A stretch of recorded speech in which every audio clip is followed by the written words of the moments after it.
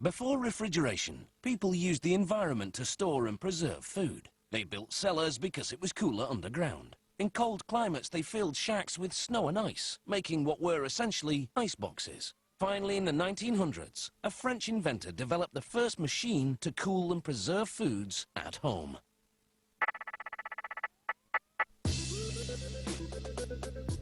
The modern refrigerator comes in countless styles, sizes, and colours. Manufacturing begins with coiled sheets of steel. Just one of these coils produces hundreds of fridge exteriors. The interiors are made from rust-resistant aluminium, lined with an acrylic shell. A shearing machine slices the steel into pieces for the exterior top, back, and sides. Then each one goes into a computerized punch press to receive holes for running various wires. A brake press forces the piece against a forming die, bending the steel at the edges and corners so it will fit snugly into position. To assemble the fridge's outer shell, workers place the pieces in an assembly jig, which holds them firmly together.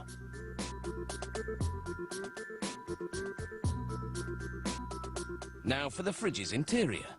A vacuum forming machine heats a sheet of plastic and shapes it against an aluminium mold.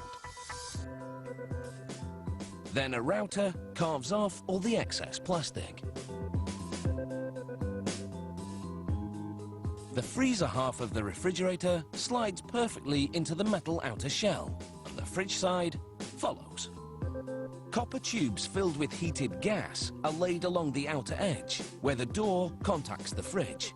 The gas prevents moisture buildup. They add the pre-cut face frame of the fridge. Then they inject foam into the cavity between the interior and exterior shells. This foam not only insulates the refrigerator, but gives it structural rigidity as well. This evaporator plays a key role in keeping things cool. It draws the heat out of the fridge.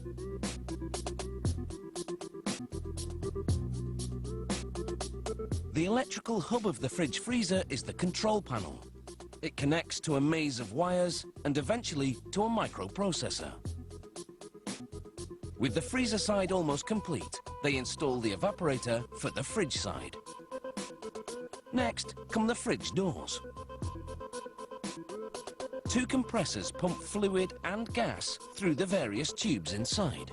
This component, called the radiator, dissipates the heat collected from the food.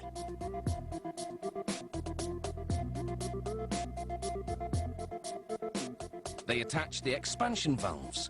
These allow the pressurized liquid coolant to expand into a cold gas that runs through the tubes in the fridge, absorbing its heat.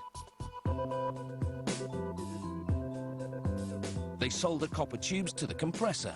They'll later fill these tubes with refrigerant. Temporary quick connect valves allow the system to be charged with inert gas to check for any leaks.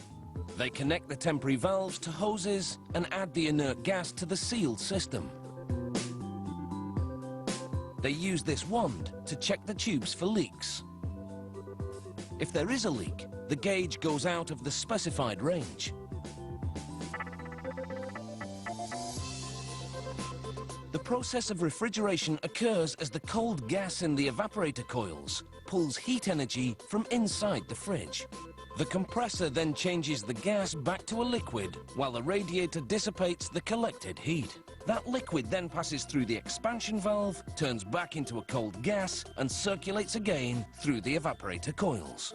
With a charging gun, they inject refrigerant gas into each tube, then weld the ends of the tubes shut.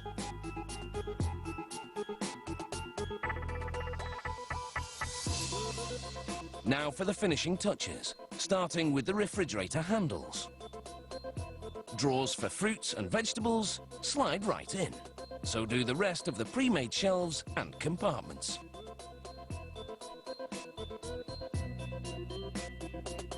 Finally, they press an adhesive logo onto the top corner of the door.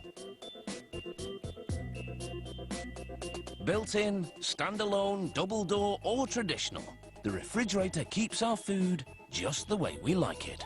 That's cool.